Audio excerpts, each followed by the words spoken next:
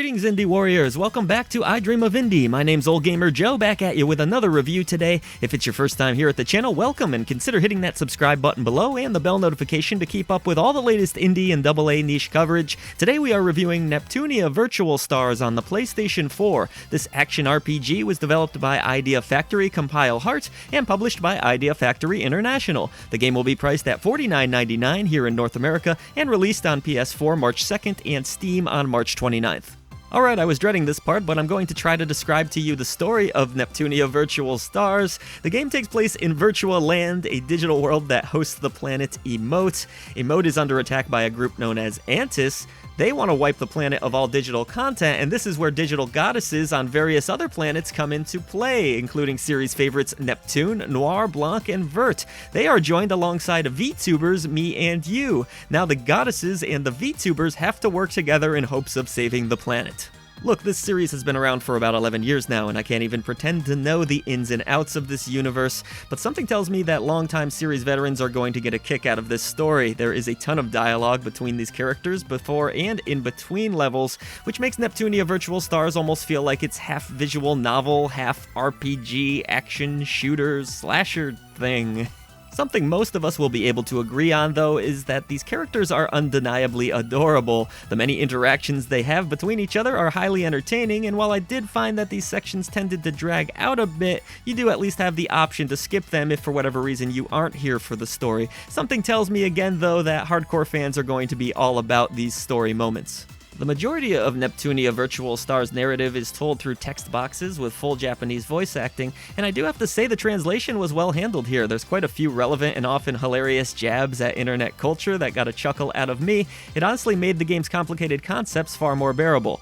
In terms of gameplay, as I touched on a bit, Neptunia Virtual Stars is a bit of an odd duck. When you are finally dropped into this virtual internet world, the game will initially feel like a third-person shooter. You'll be greeted by some crazy enemies like internet trolls and LOL snakes that you can dodge around, lock onto, and blast away at. But what's pretty cool is that each goddess feels a bit different from one another, and you can actually switch between the different girls simply by holding the L1 button and pressing one of the face buttons. Not only that, you can also switch to the VTubers by pressing L1 and R1 at the same time, and they have a radically different playstyle, more reminiscent of a hack-and-slash game. It sounds crazy, but it works halfway decent at least. Virtual Stars is not exceptional at either of these gameplay elements, but it is acceptable. You also have different abilities for these characters, tons of equipable V-cubes that can give the girls various stat boosts, and the ability to heal in between what really feel like quick burst arena battles. Throughout these internet areas, you do a little bit of exploration, nothing too in-depth here. You'll kind of just walk around this map and find your way from point A to point B,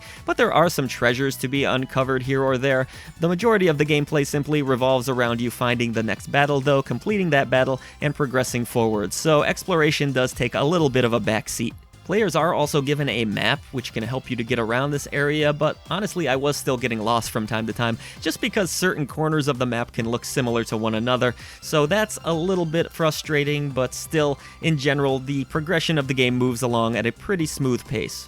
While it is ultimately fun to switch between the different characters, I do have to say that for the most part I preferred the goddesses. The game is rarely challenging regardless, but I found that the shooting mechanics had a bit of an advantage overall. This is a game with surprising depth too. I haven't even touched on guest characters that can be summoned into battle, or the bizarre karaoke boss encounter things that I'm not sure I still quite understand. I'm gonna be honest, I had no idea what the game was talking about when it came to these music-based boss fights, but I was able to conquer them the same way I was most encounters throughout the game, strafing around in circles and firing away.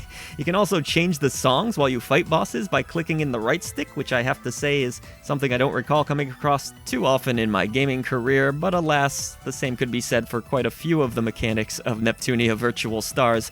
I have to admit though, the game is pretty fun. There are so many different systems to be learned here, and players that really want to go into the weeds can do so, but more casual players will find the basic mechanics easy enough to connect with. As far as graphics go, Neptunia Virtual Stars looks really neat. The enemy designs are clever, and the 3D environments do feel like a cyber wonderland. I love the monitors that can be interacted with that show various VTubers, and these carry over on the load screens, which are cleverly done as well. The anime aesthetic is quite appealing here. All of the art during the story section sections of the game looks beautiful, and I didn't run into any real performance issues on the PS4 Pro, but it is a bit of a letdown that the game only runs at 30 FPS. I imagine this will make the PC version of the game the optimal way to play, but obviously that's assuming the port is well done, and I don't know that information at the time of this review.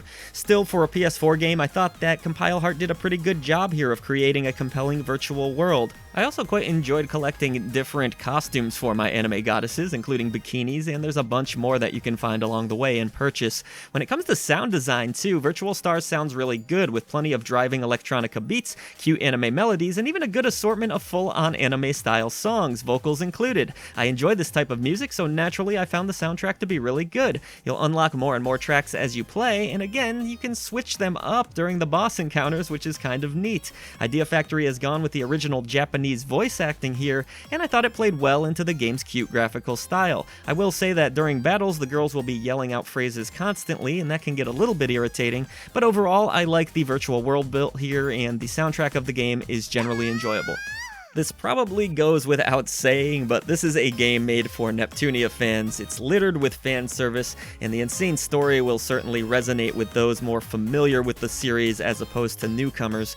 The core mechanics are merely solid, but I have to tip my hat to Idea Factory for implementing so many systems and customizable options, even if they aren't all winners. If you can't get enough Neptunia, odds are you've already got this one pre-ordered, and you can rest easy knowing you're getting a pretty fun game here. But for everyone else, yeah, it's not a bad game at all, but you might be left scratching your head from time to time.